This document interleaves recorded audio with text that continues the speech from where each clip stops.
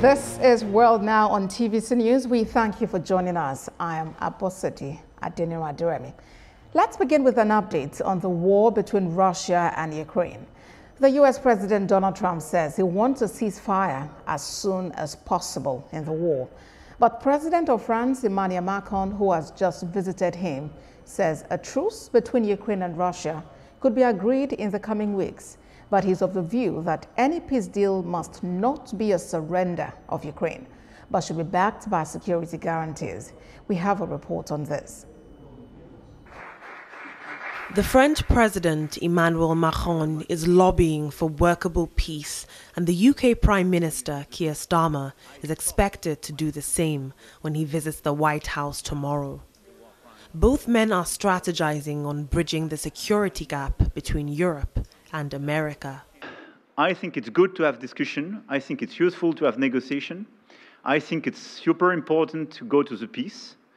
But my strong point was to say, let's try to get something first which can be assessed, checked and verified.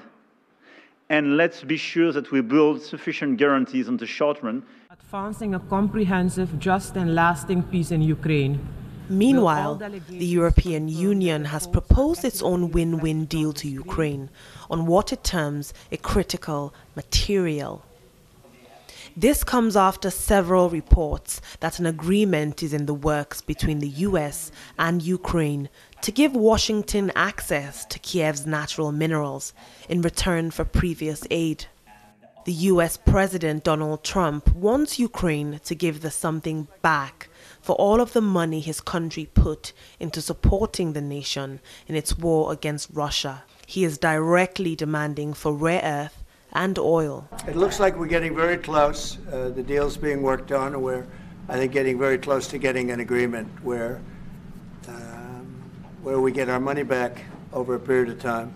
But it also gives us something where I think it's very beneficial to their economy, to them as a country. On the flip side, the Russian government says it sees potential for cooperation with the US on developing Russia's reserves of rare earth minerals. In a televised interview last night, President Vladimir Putin made an open offer to the US to get involved in exploiting his country's mineral resources, saying Russia has much better to offer than Ukraine. He also invited American companies to take active parts in projects such as energy and aluminium production in Russia. Going further during the interview, President Putin alleged the US president was working in Ukraine's interests for the preservation of the Ukrainian statehood. But he later went on to applaud President Trump for seeking that the Ukrainian leader, Volodymyr Zelensky, steps down from office to make way for a ceasefire deal. According to the Russian president, President Zelensky is a factor corrupting the Ukrainian army, the Ukrainian society, and Ukraine. But for more on the Russia-Ukraine peace negotiation, global affairs analyst Ejike Okpa joins me now from Dallas, Texas, in the United States. Good to have you join us, Mr. Okpa. Donald Trump says he wants a ceasefire, and he's quite optimistic. He says he wants it as soon as possible. But what really are your thoughts about his approach to the war?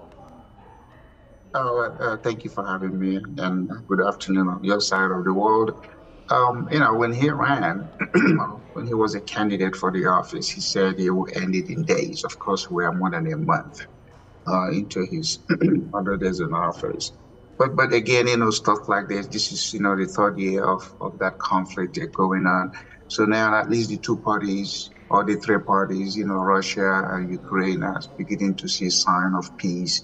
It comes down to negotiation, how do we walk away from this stuff and have a win-win? Because, what you always have in a conflict, and it's all over the world, is the ego of, the people representing their country. They want to do something and still maintain the dignity that they didn't give too much for little, or so you see that. But now there's pressure.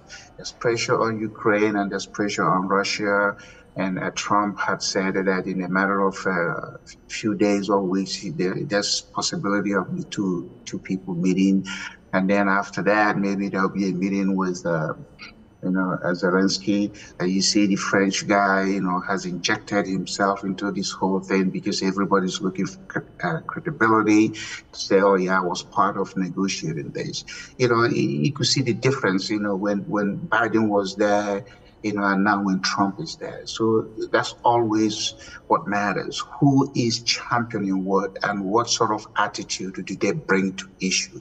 Trump is a deal maker. He knows how to either get you angry and get you to the negotiating table at that point. Mr. Okwa, Donald Trump might be a deal maker, but of course, at several points, his deals have actually met with the strong criticisms from, across the world, actually. And talking about the resolution which it actually submitted before the UN Security Council, for instance, we know that France, the UK, Denmark, Greece, and Slovenia have abstained from voting on that resolution because it doesn't exactly seem clear what it's targeted at. France is looking at being able to not surrendering Ukraine because they are looking at ending the war.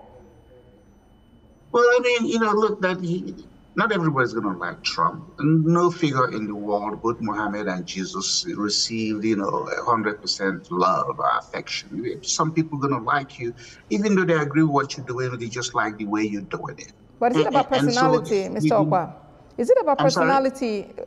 Are you talking about his personality now or the idea? I mean, the policy they're working on? Yeah, both of personality and idea, you can separate those things. The thing is that we want peace in between Russia and Ukraine. These are neighbors.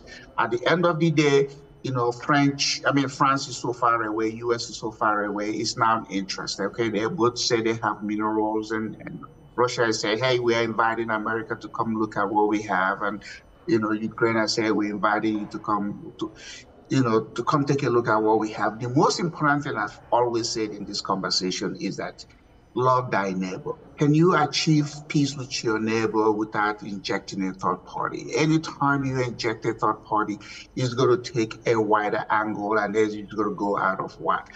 But you see what is happening at UN? They voted, they passed on the resolution, they didn't condemn Russia, but they said, okay, we want peace. So what does that tell you? It tells you about the personalities at play. Biden versus Trump. Are they perfect individuals? Are they all loved? Heck no.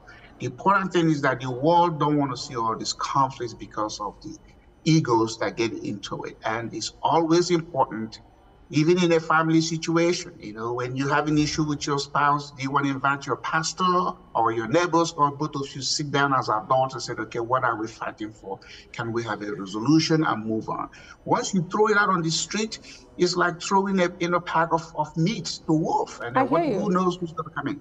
I hear you, Mr. Okwa. In this case, Volodymyr Zelensky, the Ukrainian president, has mentioned that he doesn't mind the idea of resigning if that will see Ukraine joining NATO. That appears to be a priority for him. And I believe, or you should believe, that countries actually have freedom of association, or isn't that the case? Well, if that's the case, again, you're talking about neighbors. Russia said we don't want NATO as our next door. So that was going to be another touchy point. Just like, when Russia wanted to go to Cuba, America said, heck no, we don't want you. You are too close to us. You are too close for comfort. So again, these are all the sticky points that people have to look at and consider. Everybody wants to protect, their country, and you don't want your enemy looking over your fence. When America took over, what is their name, Alaska, it's because he was too close to Russia, and they would just want to say, hey, we don't want you coming closer to us. So, but the point is, can we do all these things without the destruction of life and properties and creating all this confusion that sometimes, even though it's a specific geography, begin to snowball and catch a wave all over the world. You see what is going on, between Congo and the countries east of it. So, but this is 21st century. There are only less than 200 men in the whole world and women whose actions oftentimes can cause the billions of life to be destroyed.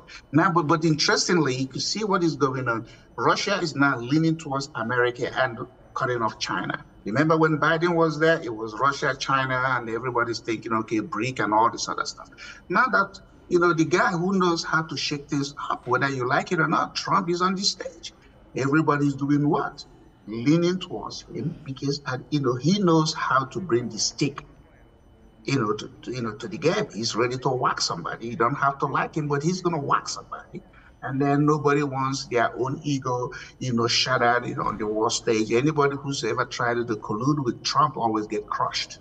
But Mr. Okpa, beyond the leanings, what's important is to have peace because of the tens and hundreds and thousands of people who have been adversely, you know, affected by this catastrophic war, really, as it is. So peace is imminent, but do you see any realism? I mean, is this realistic, really, the efforts at restoring peace in that area?